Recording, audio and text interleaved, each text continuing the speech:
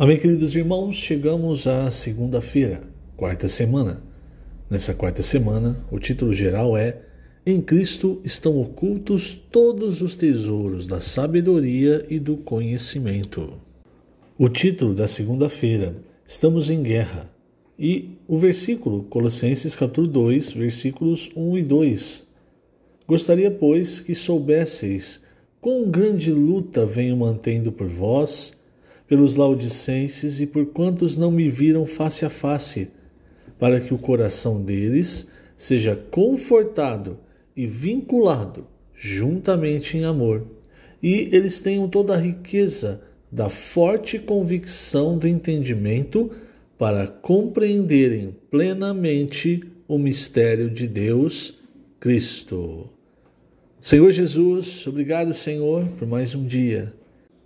Nesse dia, Senhor, que o nosso coração seja confortado e vinculado em amor, juntos uns dos outros, e que nós tenhamos a riqueza da forte convicção do entendimento para compreender o mistério de Deus, o mistério de Cristo, para compreender o que há no seu coração, Senhor. Nos dá essa riqueza da forte convicção do entendimento a cada dia. Obrigado por Tua palavra, Senhor. A Tua palavra traz-nos essa convicção, porque a Tua palavra abre os nossos olhos. Tua palavra, Senhor, mostra-nos o caminho a seguir. E hoje, graças à Tua palavra, nós podemos também ter convicção do caminho que trilhamos. Obrigado, Senhor. Obrigado por Tua misericórdia também. Dia após dia nós percebemos o quanto somos alvos da Tua misericórdia, da Tua graça, Senhor, desse rio da graça que flui do Teu trono com as Tuas riquezas, com a Tua glória, transformando-nos dia após dia na Tua imagem, Senhor. Obrigado, Senhor. Jesus é o nosso Senhor. Muito bem, queridos irmãos, então nessa segunda-feira o título é Estamos em Guerra. Então tem alguns pontos aqui, irmãos, muito importantes, muito interessantes para nós cavarmos, para nós meditarmos, para nós refletirmos diante do Senhor, para nós imergirmos nessa palavra. Lembre-se sempre, querido irmão, querida irmã, que nós precisamos ir até a palavra de Deus quando nós estamos lendo a Bíblia com o coração aberto e realmente mergulhar naquilo que nós estamos lendo, sabe? Orar, refletir, meditar, assim também a palavra do alimento diário, uma mensagem que nós ouvimos, sempre o nosso coração deve estar aberto àquilo que o Senhor tem para nos falar. Então, vamos começar com esses 2 versículos de Colossenses. Paulo diz: Eu gostaria, pois, que soubesseis quão grande luta venho mantendo por vós, pelos laodicenses e por quantos não me viram face a face. Então, primeiramente, irmãos, o que Paulo quer dizer? Ele cita 2 igrejas, né? Ele cita Colossos e Laodiceia, e tem também Hierápolis. Essas 3 igrejas, irmãos, foram igrejas levantadas pelo cooperador de Paulo, Epáfras, e foram lugares que Paulo ele não visitou nas suas viagens. Por isso ele diz, pelos que não me viram face a face. Agora, veja só, irmãos, não é porque Paulo não levantou essas igrejas, por exemplo, foi Epáfras, não é? Que Paulo não se preocupava com elas. Porque apesar de ele não ter ido pessoalmente, de ele não ter pregado o evangelho pessoalmente, essas igrejas também eram fruto do ministério de Paulo. E do outro lado, não é porque Epáfras ele levantou essas igrejas que ele simplesmente podia dizer para Paulo: olha, Paulo, você não se meta aqui não, que isso aqui é a minha área, é o meu trabalho. O que nós vemos aqui, irmãos, é a cooperação do apóstolo com os seus cooperadores, para que as igrejas sejam geradas e para que elas cresçam de maneira saudável. O apóstolo Paulo, irmãos, ele sabia que sozinho ele não conseguiria avançar tanto fisicamente. Hoje já é difícil e hoje nós temos assim transportes que nos levam de cidade, de países, em poucas horas, de país em país em poucas horas. Agora imagina aquela época, irmãos, como era difícil, não é? Então, a ideia de Paulo, qual era? Quando você vai para Atos 19, ali Paulo está na terceira viagem, quando ele vai para Éfeso, você começa a perceber um pouco da ideia de Paulo, do encargo de Paulo. Éfeso era uma cidade, uma região ali central, era um lugar de bons recursos e era um lugar em que Paulo visualizou uma oportunidade de montar uma espécie de centro de obra, de centro missionário. Hoje, por exemplo, nós temos o CEAP e nós temos o PAC. Então são centros voltados para aperfeiçoar irmãos para a propagação do Evangelho. Então, quando Paulo chega a Éfeso, ele percebe que aquela cidade, irmãos, é muito propícia, principalmente para quê? Para que ele aperfeiçoasse, aqui a gente vê a palavra discípulos, e aperfeiçoando esses discípulos, enviassem cada um deles para mais para dentro da Ásia. Vamos ler alguns versículos e você vai entender esse sentimento de Paulo. Então, em Atos 19, versículo 8, quando ele estava em Éfeso, diz assim: durante 3 meses, Paulo frequentou a sinagoga, onde falava ousadamente, dissertando e persuadindo com respeito ao reino de Deus. Visto que alguns deles se mostravam empedernidos e descrentes, falando mal do caminho diante da multidão, o caminho, irmãos, é a vida da igreja. Paulo, apartando-se deles, separou os discípulos. Veja, irmãos, discípulos, o que quer dizer? Eram irmãos que Paulo estava aperfeiçoando para enviar para outras cidades, a fim de que toda a Ásia, todos os habitantes da Ásia, ouvissem a palavra de Deus. Então, ele fala isso no versículo seguinte. Então, veja, apartando-se deles, separou os discípulos, passando a discorrer diariamente na escola de Tirano. O que ele discorria? Ele dissertava e ele discorria a respeito do reino de Deus. Como nós vemos no versículo 8. Versículo 10. Durou isso por espaço de 2 anos, dando ensejo a que todos os habitantes da Ásia, veja, não é todos os habitantes de Éfeso, é todos os habitantes da Ásia, ouvissem a palavra do Senhor, tanto judeus como gregos. E isso por quê? Porque nesse centro, irmãos, ele então enviava esses discípulos. E você fala, mas discípulo, mas é exatamente, irmãos, o que o Senhor fala para os seus próprios discípulos ali quando ele ressuscitou, no final de Mateus 28. Ele diz assim, ide, portanto, versículos 19 e 20 de Mateus 28, fazei discípulos de todas as nações, batizando-os em nome do Pai, do Filho e do Espírito Santo, ensinando-os a guardar todas as coisas que vos tenho ordenado. Então, a ideia do discípulo é alguém que guarda o ensinamento do Senhor, e esses discípulos, sendo aperfeiçoados ali por Paulo, iam para outras cidades para também fazer outros discípulos. Mas o discípulo não é discípulo de Paulo, ou o discípulo de Epáfras, não, é um discípulo do próprio Senhor. E muito provavelmente um desses discípulos era Epáfras, que saindo dali, após ser aperfeiçoado por Paulo, foi para Colossos, Hierápolis e Laodiceia.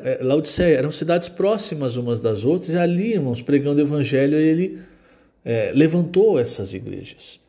Agora, em determinado momento, quando Paulo já estava preso em Roma, a igreja em Colossos ela começou a passar por alguns problemas. Nós vemos que não só Colossos, mas também a igreja em Laodiceia. Paulo, no final do livro de Colossenses, ele cita uma carta que ele mandou à igreja em Laodiceia. Depois, quando nós vemos João, muitos anos depois, escrevendo o Apocalipse, nós vemos uma carta à igreja em Laodiceia. Então nós vemos que a situação daquela igreja também não era boa. Então, a igreja em Colossos começou a passar por problemas. E aí o que Epáfras fez? Ele levou isso até Paulo, Se você lê a epístola de Colossenses, você percebe a presença de Epáfras ali enquanto Paulo escrevia. Veja, por exemplo, nos versículos 7 e 8 de Colossenses 1. Paulo diz assim: segundo fostes instruídos por Epáfras, nosso amado conservo, e quanto a vós outros, fiel ministro de Cristo, o qual também nos relatou do vosso amor no Espírito. No versículo 4 ele diz assim: desde que ouvimos da vossa fé. Então quer dizer, Paulo ouviu através de quem? Através de Epáfras. Tanto os pontos positivos quanto também os negativos. Por quê, irmãos? Porque o ministério, irmãos, é para a glória de Deus. Então, tanto Paulo, quanto que não tinha conhecido os irmãos em Colossos, pelo menos não face a face, quanto Epáfras, que levantou a igreja, mas foi aperfeiçoado por Paulo, o ministério, irmãos, é o mesmo, é um ministério para a edificação do corpo de Cristo. Então, é muito importante, irmãos, hoje, seguindo essa visão de Paulo, esse encargo de Paulo, o que o Senhor tem nos direcionado. Hoje, irmãos, o que o Senhor tem falado muito, o que nós temos percebido no coração do Senhor é a questão do avanço, da pregação do Evangelho, ou como nós vimos aqui, da pregação do reino de Deus. Porque quando sai para fazer a colportagem, quando você deixa um livro na mão de uma pessoa, uma literatura, você está deixando algo para que ela leia e ela receba mais do reino de Deus. Então, quando você sai para pregar o evangelho, sai para fazer uma oração, muitas vezes a pessoa está com pressa, às vezes ela recebe a oração e vai seguir a vida dela. Mas se ela adquire uma literatura, ela tem até a oportunidade de, lendo, sendo tocada, entrar em contato com os irmãos pedindo para receber mais dessa palavra que ganhou o coração. Ou seja, é a pregação não só do evangelho da graça, mas também do evangelho do reino. E o que é o evangelho do reino? Você vê claramente em Mateus 28, ensinando-os a guardar todas as coisas que vos tenho ordenado. Isso é o evangelho do reino, irmãos. Esse guardar não é guardar numa gaveta, não. É colocar em prática. É seguir a vida baseado na palavra de Deus. Então perceba, irmãos, a linha que o Senhor está nos conduzindo. Nunca ache que é só uma questão de você aprender a palavra e deixar essa palavra com você. Ou no máximo compartilhar essa palavra com alguns irmãos. Essa palavra, irmãos, ela precisa fluir, ela precisa sair. E é isso que o Senhor está nos direcionando. Então tem o encargo do SEAP, tem o encargo do PAC, para quê? Para aperfeiçoar irmãos, para que também saiam e preguem o Evangelho.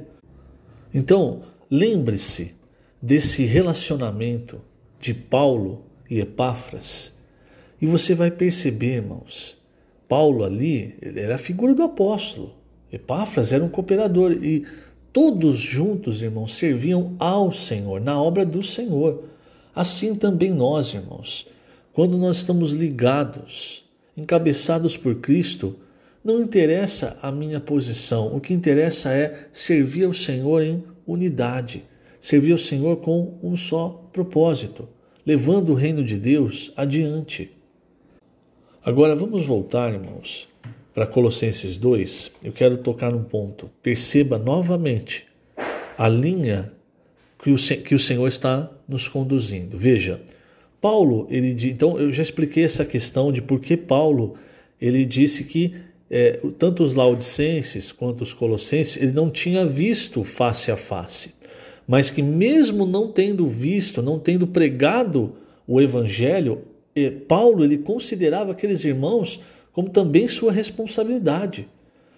No final de semana nós vimos quando ele fala para os Tessalonicenses que ele era como um pai, como uma ama que acaricia o filho. E isso se aplicava também aos colossenses, que ele nunca tinha visto face a face. Então essa união, irmãos, que Satanás tenta separar, que Satanás tenta dividir, essa união, irmãos, nós precisamos sempre manter. Sabe, essa união na obra de Deus, com o apóstolo, seguindo juntos. Enfim, agora voltando, tem um ponto que eu quero mostrar aqui, Colossenses 2, versículos 1 e 2. Porque ele diz assim: Gostaria, pois, que soubesseis quão grande luta venho mantendo por vós, pelos laodicenses, por quantos não me viram face a face. Então, duas perguntas. Primeiro, como Paulo lutava se ele estava preso? Como Paulo lutava? E segundo, qual era a luta que Paulo lutava? Qual era o objetivo? Isso pode nos ajudar, irmãos, porque muitas vezes nós achamos que nós devemos lutar contra as pessoas. E na verdade, irmãos, nós precisamos entender bem quais são as nossas armas, o terreno em que nós lutamos. Então, qual era o terreno em que Paulo lutava pelos colossenses e pelos laodicenses e também pelos de Hierápolis e por todas as igrejas? Então, vamos voltar no capítulo 1, vamos ler alguns versículos. Primeiramente, irmãos, versículo 3. Damos sempre graças a Deus, Pai de nosso Senhor Jesus Cristo, quando oramos por vós.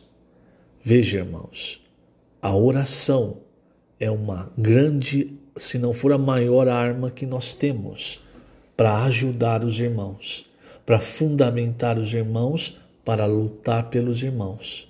Então, versículo 3, ele falou, quando nós oramos por vós. Agora, veja o versículo 9. Por esta razão, também nós, desde o dia em que o ouvimos, não cessamos de orar por vós.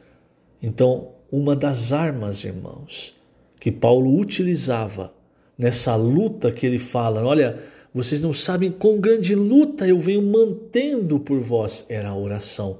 Irmãos, nós precisamos aprender a orar uns pelos outros. Porque do contrário, irmãos, Paulo ele sabia da força da oração. Porque ele estava preso. Imagina ele pensando o que, por exemplo, os judaizantes estavam fazendo, ele preso, os judaizantes soltos, o que eles estavam fazendo no meio das igrejas. Então, irmãos, ele orava. A primeira arma, uma das grandes armas, oração. A segunda, irmãos, era a palavra que Paulo dispensava para a igreja. Então, são duas armas, a oração e a palavra. Se você luta por alguém, ore por essa pessoa e fale a palavra de Deus. Nunca desmereça o poder da palavra de Deus.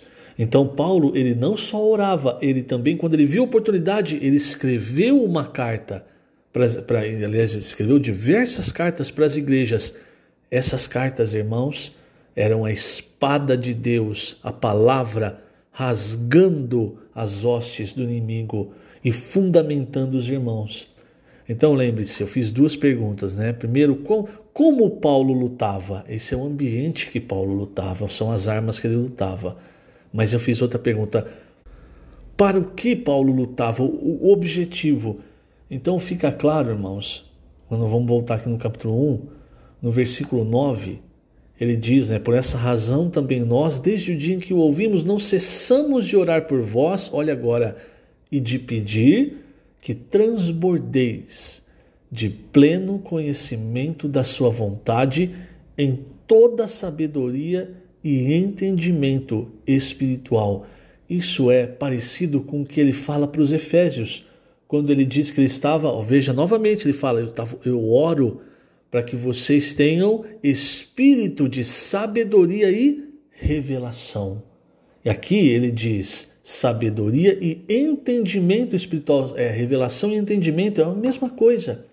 A sabedoria, ela vem da parte de Deus, irmãos. Ela vem com a palavra de Deus. A própria palavra de Deus é a sabedoria. E a revelação é o que nos faz, irmãos, entender essa palavra, aplicar na nossa vida. E o resultado é o versículo 10. A fim de viverdes de modo digno do Senhor, para o seu inteiro agrado, frutificando em toda boa obra e crescendo no pleno conhecimento de Deus. Guarde esse versículo, porque no capítulo 2, ele fala, irmãos, algo muito parecido. Então ele diz, eu gostaria que soubesses quão grande luta venho mantendo por vós, pelos laodicenses, por quantos não me viram face a face, para que o coração deles seja confortado e vinculado juntamente em amor, e eles tenham toda a riqueza da forte convicção do entendimento para compreenderem plenamente o mistério de Deus, Cristo. Irmãos, é muito importante nós termos espírito de sabedoria e de revelação. Por isso nós precisamos buscar a palavra de Deus e buscar um entendimento espiritual. E quanto mais o Senhor nos revela da sua vontade, irmãos, mais convictos nós ficamos. É a riqueza da forte convicção. O que quer dizer isso? Você fica firme na visão espiritual que Deus te deu. Você não é abalado. Muitos irmãos são abalados por coisas que eles têm dúvidas. Por quê? Porque está faltando, irmãos, nós termos o que Paulo chama de a riqueza da forte convicção do entendimento para compreender plenamente o mistério de Deus Cristo. E no capítulo anterior, ele fala, a fim de viverdes de modo digno do Senhor. Isso é a visão espiritual, irmãos. É isso que eu chamo de visão espiritual. As pessoas falam, mas por que você está nesse caminho?